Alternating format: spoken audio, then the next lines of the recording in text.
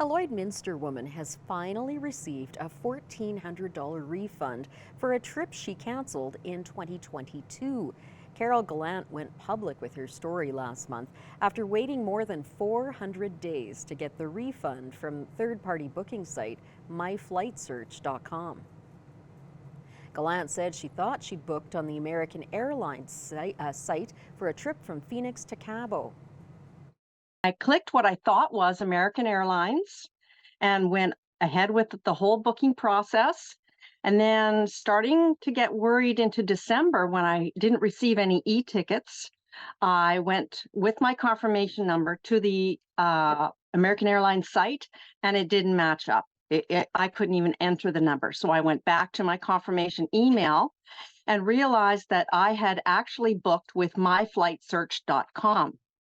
When Primetime Local News contacted myflightsearch.com, they told us Gallant would receive her refund within 2 weeks. She feels media attention from outlets across Saskatchewan and Alberta helped. Gallant doesn't want anyone else to go through the struggles she had getting her money back and urges people to be careful what is in their web browser before clicking and booking. Kids who are interested in getting more into the sport of football should look towards Holy Rosary. In this week's Beyond the Classroom, we get the inside scoop of a new football academy coming to the border city. Planned for grade 8 and 9ers at the start of the fall semester, a new football academy will be active at Holy Rosary. So in football academy, it'll be specific to football skill. Development, speed training, weight training. We'll also implement some things on mental health training, film study, all of the things that we believe athletes at that age need to develop into elite football players. The program is designed not to just boost football performance. The coaching staff is confident in the positive impact this academy will have on the academic side for the students. Coaching football for 20 past years and putting kind of my heart and soul in terms of the program and being very passionate about school athletics and how athletics transfers kids into being better academic students and better school students and just being part of the community. It's a passion in terms of not only as a teacher but a coach and also as a parent. Students registered in the academy will be automatic members of the Junior Raiders Bantam football team. A lot of teams don't, or a lot of places don't have football. So it's just another sport, and I know football deals with a lot of different types of athletes. Okay, there's big kids, there's small kids, there's fast. There's a lot of different types of athletes and body types that football adheres to. And for some kids that don't play sports, it's just an opportunity of another sport to learn. A parent meeting regarding the academy will take place at 7 p.m. February 13th in the Holy Rosary Student Commons. And that's all for this week's edition of Beyond the Classroom. At Lakeland College, our students go beyond the classroom for immersive, hands-on learning experiences. It's about experiencing the real world, because the real world doesn't wait, and neither do we. As the fitness industry grows in our city, a local gym is opening its doors to help people start their fitness journeys. World-class training and nutrition is a popular place in Lloydminster. Created in 1983, people come to get in their workouts and socialize with the other members. Many personal trainers run out of the gym, having many one-on-one sessions with clients. Personal trainer Renee Weinkoff sees multiple clients that are coming in with a common goal. The thing is always weight loss. It's always weight loss, but that's my favorite journey anyways, to see somebody lose weight and get to their goal. The city has seen the fitness industry grow in recent times with new gyms popping up, and Weinkoff has seen firsthand how they've helped the local population. Everybody is struggling right now, right? Everybody in the world is struggling. Everybody in Lloydminster is struggling because of everything out there. And once people start doing a little bit of physical activity, you know, our brains spark, we feel a little bit happier, and we can forget all the stuff that's happening out there. More information about their memberships and personal training can be found on their Facebook page. The Lloydminster Public Library is having a week-long event to introduce children to different books, as well as engaging them in fun activities this weekend. The Public Library is partnering with Lloydminster Learning Council to introduce Story Walk. Cheryl Sikora with the library says the event helps children by showing them different books using a pathway through the children's area and putting pages in each aisle from a story. So the story walk is fantastic particularly for families with children of various ages, because they don't have to just sit and listen. They can wander around and engage and not engage, and it doesn't have to be a prescriptive event. It can be fun as they go around. The library also offers various activities this Saturday as part of their celebration of Family Literacy Day. We will be making fascinators or top hats out of playing cards. We'll have a couple of different croquet sets available. We have tongue twisters and a tea party, pin the grin on the Cheshire Cat. Lots of fun things. It's drop-in all day on Saturday. The event is open to everyone and will end on Sunday. Abby St. John joins me now, and we're going to have a look at the weather. What is coming up for us, Abby? We're looking for warmer weather. That's what we're looking forward to this weekend, which is going to be very, very exciting, especially after the horrible polar vortex that blew through here a couple weeks ago. We're finally getting into warmer temperatures. Today, we saw a pretty nice day out today, not too bad. It's only -10 right now. Feels closer to -16 with that wind chill. So today was a relatively nice day out. Quite sunny as well. I had the sun beat in my eyes for a little bit not too long ago. So it's been a very nice day out today, I will say. A little bit of cloud coverage as the day went on, but for the most part, very nice 13-kilometer-per-hour winds as well. Current temperatures across Alberta, very warm. It seems to be at this time of year at least. -6 in Provost, -3 in Wainwright and in Vegreville, -4 in Vermilion and Lac La Biche, 0 out in Edmonton, -8 in Marwayne and St. Paul, and -5 in Bonnyville and Cold Lake. On the Saskatchewan side, -8 up in Isla Crosse, -5 in Pierceland, Green Lake, and in Macklin, -4 out in Meadow Lake, -7 in St. Walburg, -10 in Maidstone, and -11 out in North Battleford. Over tonight in North Battleford, will drop down to -10, lower clouds in the sky, so it'll be a little bit more overcast tonight with 19-kilometer-per-hour wind, so it's going to feel a little bit cooler than that -10. And then tomorrow, a daytime high of -3, an overcast day out, but quite not as cold, which is going to be nice, 11-kilometer-per-hour winds. Out overnight tonight in Cold Lake, will drop down to -9, lower clouds as well, and winds are quite calm at 6 kilometers per hour. There is about a 24% chance that there could be some precipitation, but for the most part, I think it's going to be a nice night out. And then tomorrow in Cold Lake, the daytime high of -4. Expect an overcast day out as well. However, winds will only be at 7 kilometers per hour, so it won't feel too much cooler. Overnight tonight here in Lloydminster, will drop down to -9, lower clouds in this evening, and then it will start to clear up as we go later on into the night. 13-kilometer-per-hour winds as well. And then tomorrow, just to break down the day, around 6 a.m. it will be around -8, partially cloudy skies, which will be the trend for the majority of the day. 7-kilometer-per-hour winds, and then around noon, midday, the wind will speed up to around 11 kilometers per hour, and it'll only be around -7, a mix of sun and cloud. 6 p.m. partially cloudy as well, -8, 11-kilometer-per-hour winds, and then back to -7 around midnight with 13-kilometer-per-hour winds, and the clouds will start to thicken up just a little bit. And then over the next 3 days, like I said, a high -6 and a low of -8 for tomorrow, and then on Friday rather, expect a very sunny day with a high of 0 and a low of -8, and then on Saturday, a mix of sun and cloud with a high of -1 and a low of -5. So we're getting into those warmer temperatures as the days go on, and into the weekend we should have a very nice one. As a first look at your evening weather forecast, I'll have your overnight temperatures later on in the show.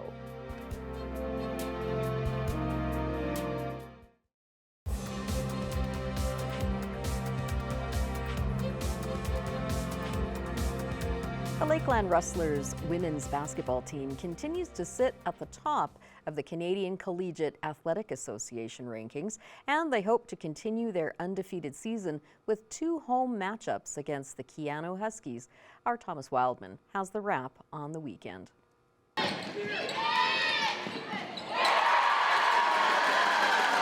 A strong start to the weekend for the Rustlers saw them dominate with a first and third quarter where they scored 25 and 26 points en route to an 84-53 victory over the Keano Huskies.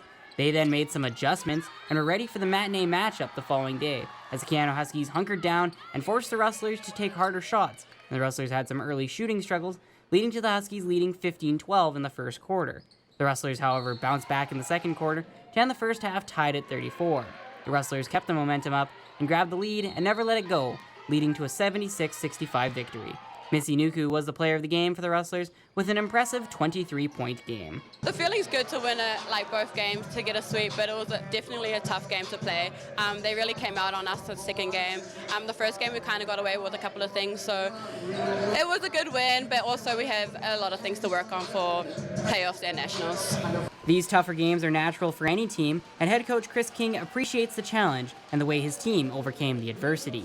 Anyone can beat us at any time, and that's the same as any team anywhere. And I think you're seeing teams around Canada dropping games maybe they shouldn't if you look at the standings. And to be able to come out on top of this game was huge for us, but more importantly, we had to battle, and she knows and the girls know nationals will be very tough for us. The Rustlers will have a weekend off before hitting the road to Northwestern Polytechnic for 2 games. Thomas Wildman, Primetime, local news.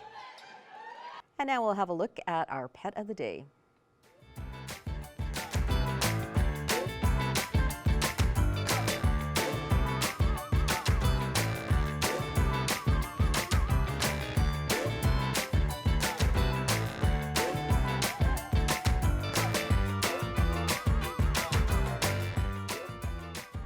We want to see your pets. Send photos of your pet and their name to have them featured on Pet of the Day.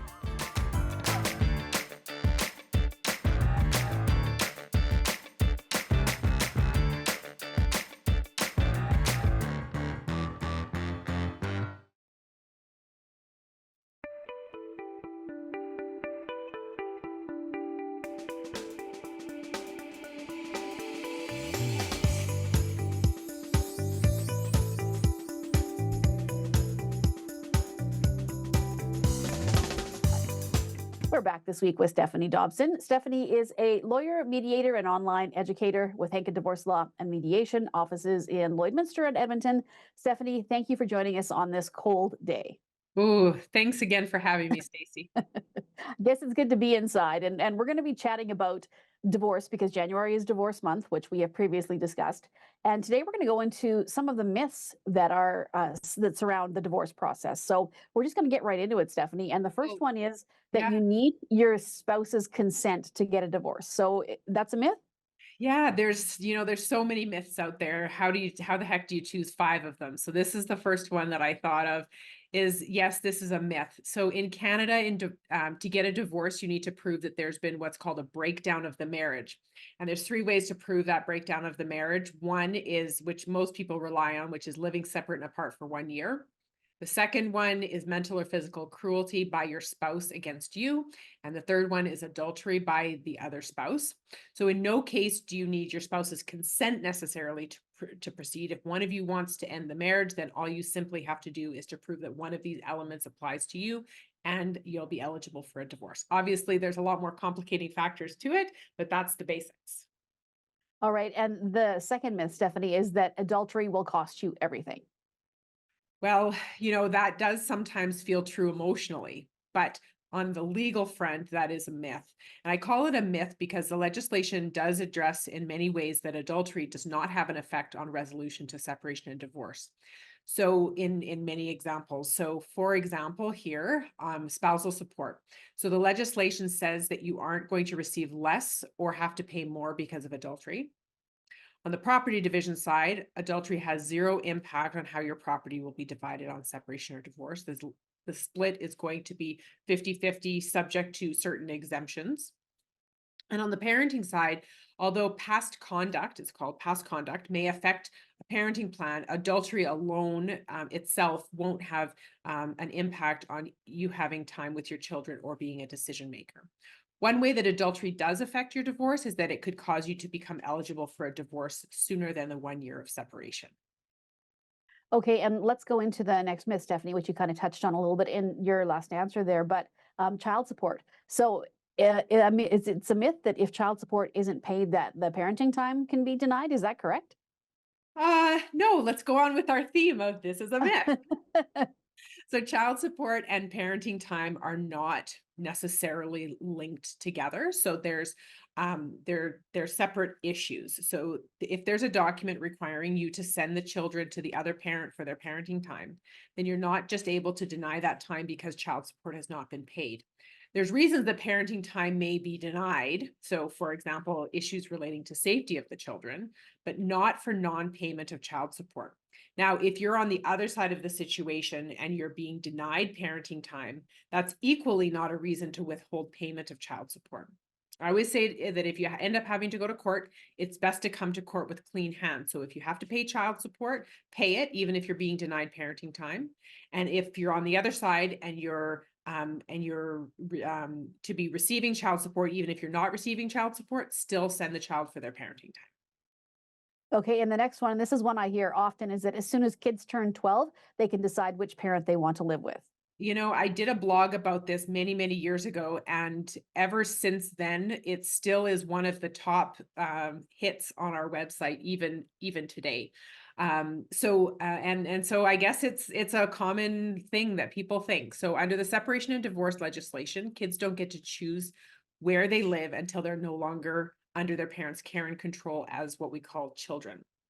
Typically, that's going to be the age of majority, which in Alberta and Saskatchewan is 18 for these purposes. But the final decision is up to the parents, or ultimately, if the parents can't agree, then it's up to the courts to decide on where the children are going to be living. However, as the children get to be preteens or teenagers, they get a bit more feisty, and they may have a lot more to say about where they spend their time. So I call getting the kids to have a voice, not necessarily a choice. There are ways we can bring the child's voice into the discussion. Sometimes there's a psychologist who will want to provide feedback to the parents.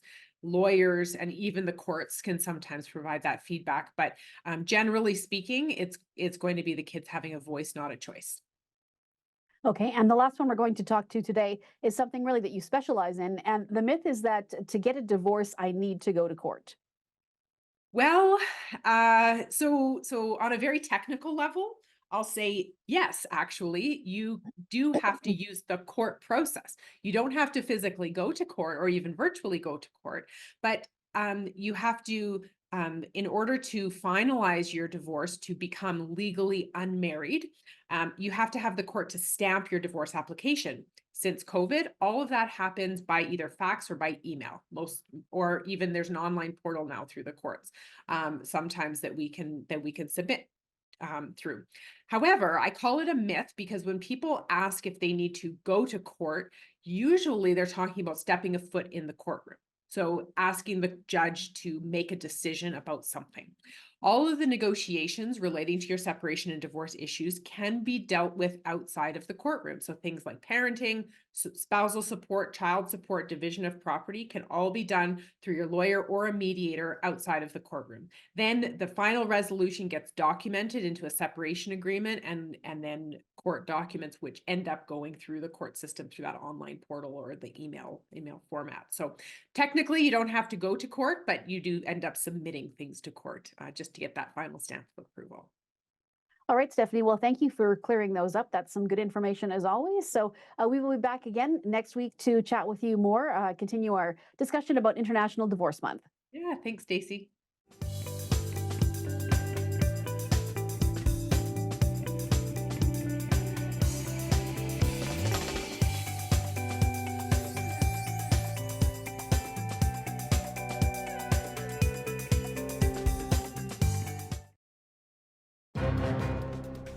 Furniture set and design supplied by Furniture Gallery, downtown Lloydminster.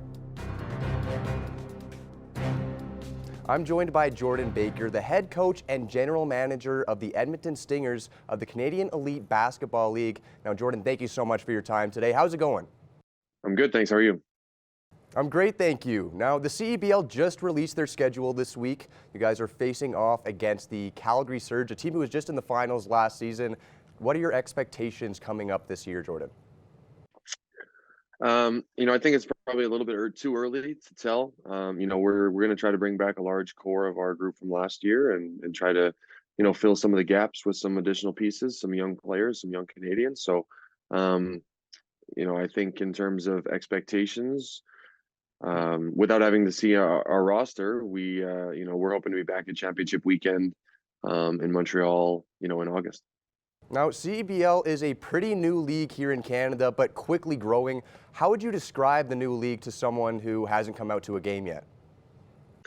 Yeah, so the CEBL is very high level basketball.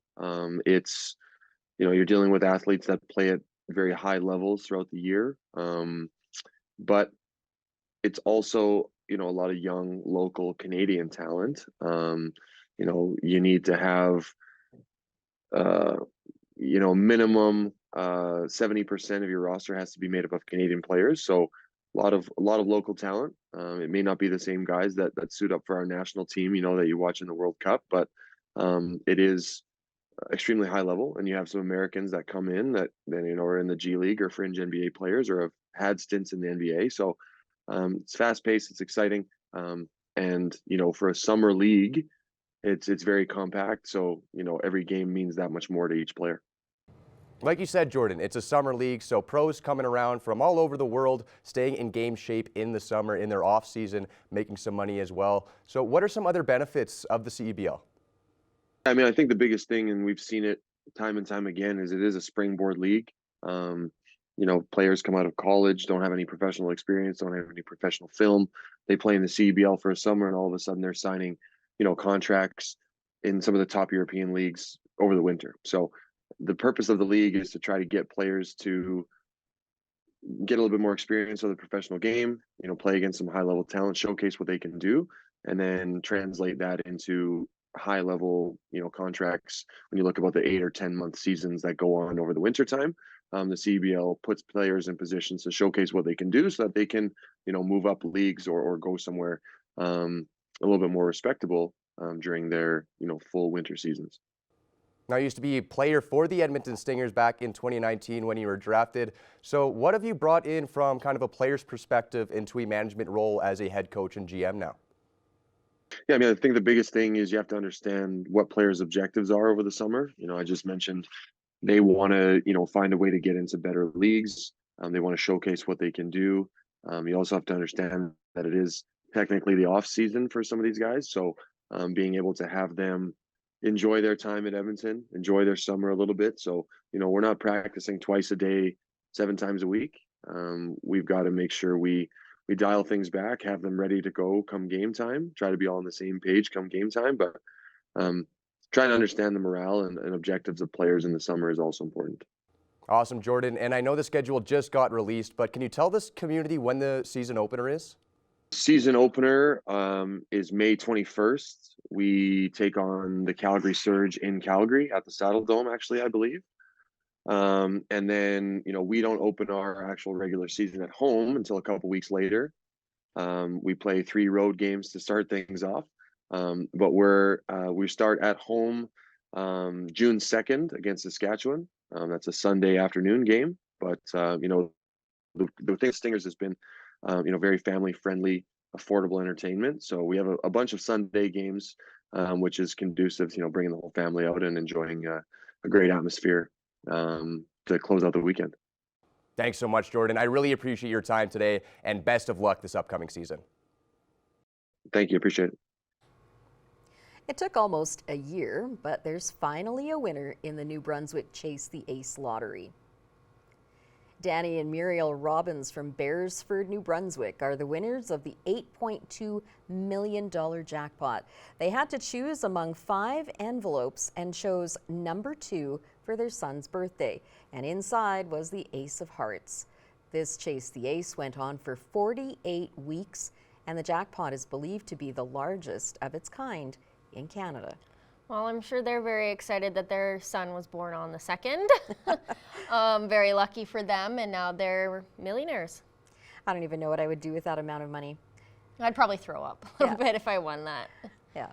That's all we have for you tonight. Thank you for joining us. Have a great evening.